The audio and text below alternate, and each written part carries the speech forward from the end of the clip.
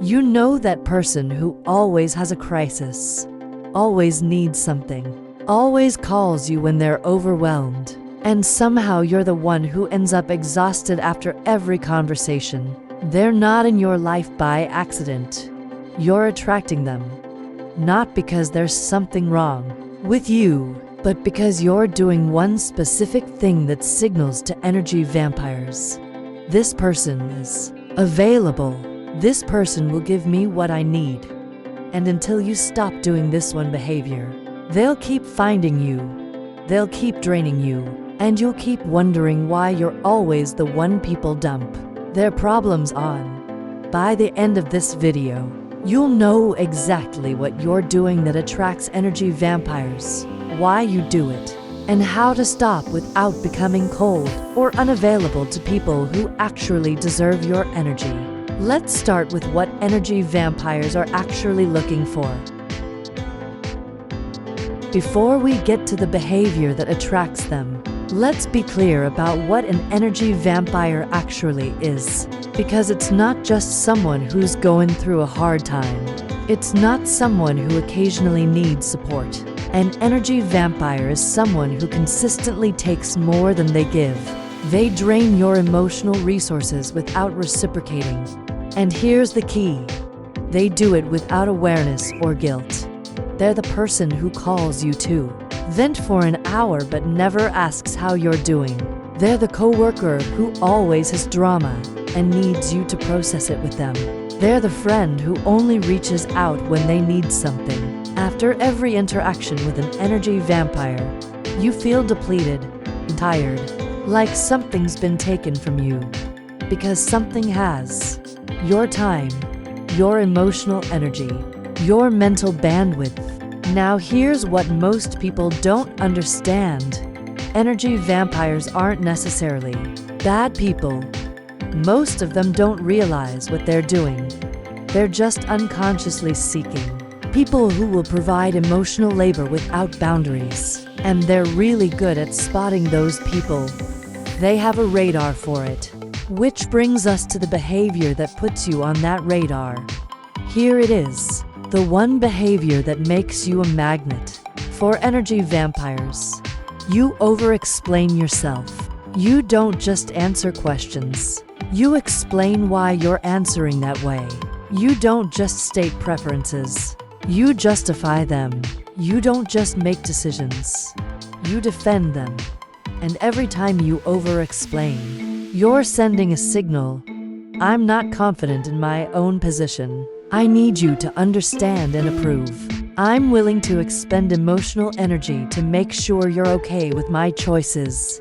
Energy vampires see that and think, this person will bend over backwards to make me comfortable.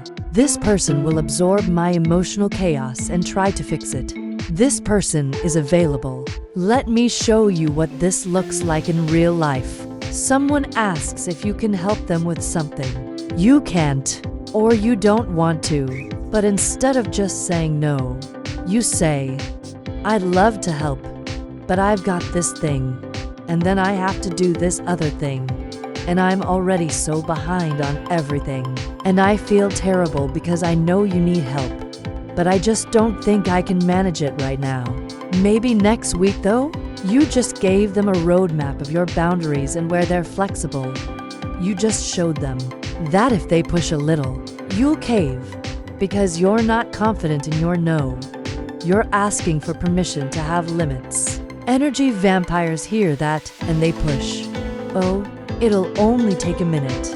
And you said maybe next week. So you're not that busy. And because you weren't firm, because you over-explained, you're now defending a boundary you already set. So how do you stop doing the behavior that attracts energy vampires? Here's your strategy.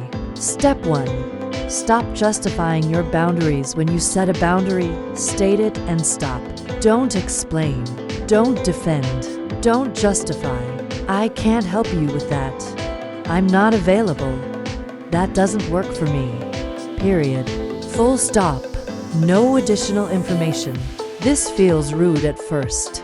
You'll feel the urge to soften it with an explanation. Don't. The explanation is what makes you vulnerable. Step 2. Let silence do the work. When you state a boundary and stop, there will be silence.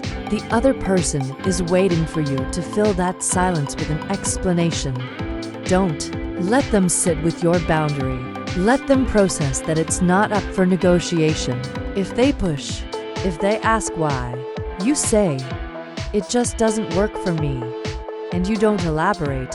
Step 3. Stop managing other people's feelings when you set a boundary. Someone might be disappointed, uncomfortable, maybe even upset. That's not your problem to fix. You're not responsible for making everyone comfortable with your limits. Old you would have over-explained to try to prevent their discomfort. New you lets them feel however they feel. They say, "Bo, I thought I could count on you." Old response, "You can. I just have this thing. But I can still help with something else. Or maybe another time." New response, "I understand you're disappointed." And you stop. You acknowledge without fixing. You don't try to make them feel better by weakening your boundary. Let me tell you about a client named Rebecca, 52.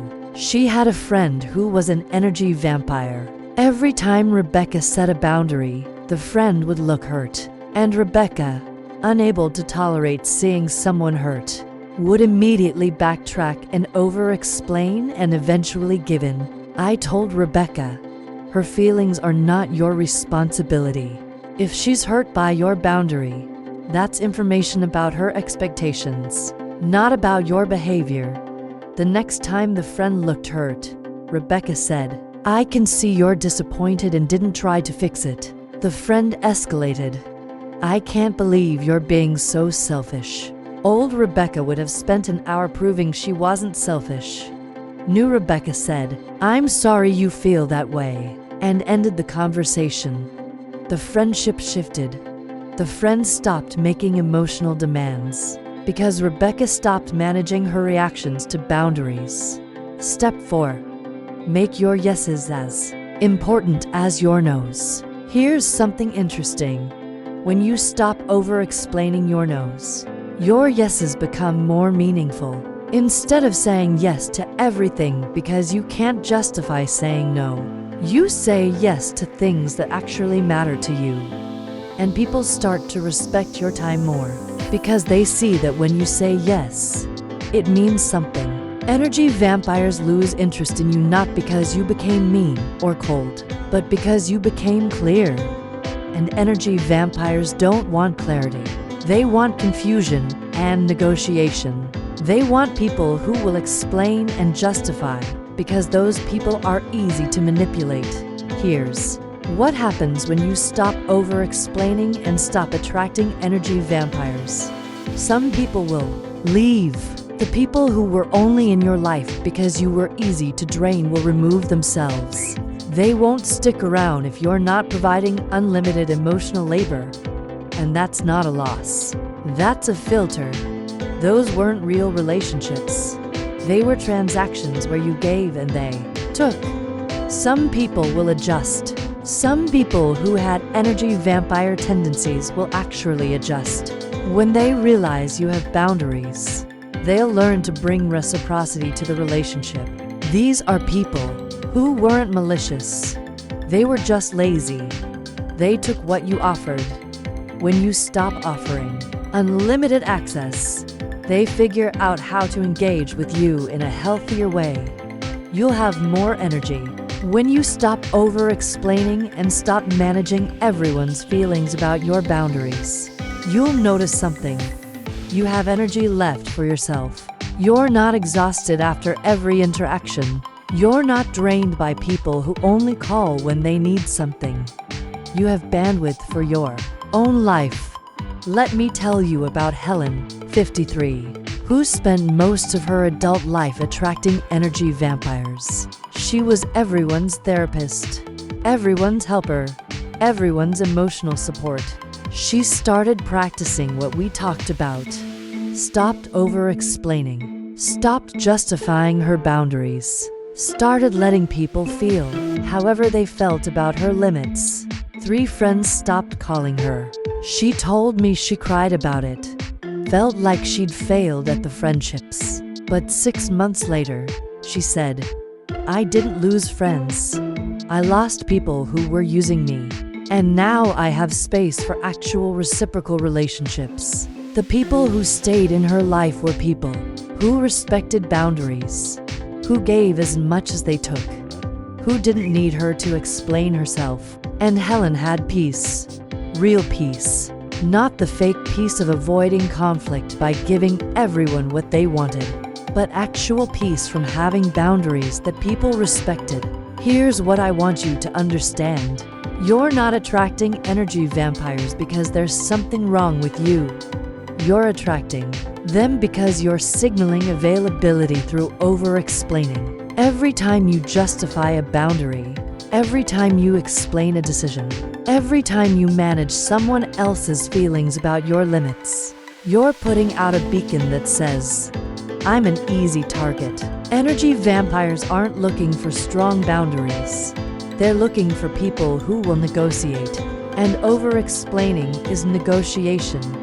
This week, practice saying no without explaining. I can't. That doesn't work for me. I'm not available. Full stop. It's going to feel uncomfortable. You're going to feel rude. You're going to want to soften it with an explanation. Don't. That discomfort is just unfamiliarity. You're breaking a pattern. Patterns always feel wrong when you first break them. But watch what happens. Watch who backs off. Watch who respects the boundary. Watch who tries to negotiate and eventually gives up. You're not becoming cold. You're becoming clear. And clarity is what protects you from energy vampires. What's your biggest challenge with over-explaining? Drop it in the comments. And if you want to know how to spot an energy vampire before they drain you, hit subscribe. Next video is about the early warning signs everyone misses.